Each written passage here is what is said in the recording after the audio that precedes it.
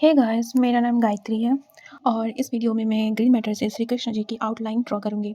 तो ये है रेफरेंस फ़ोटो।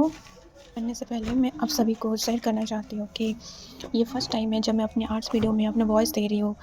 तो प्लीज़ जज मत कीजिएगा वॉइस को लेके। अगर आप चैनल पे न्यू हैं तो सब्सक्राइब कर लीजिए और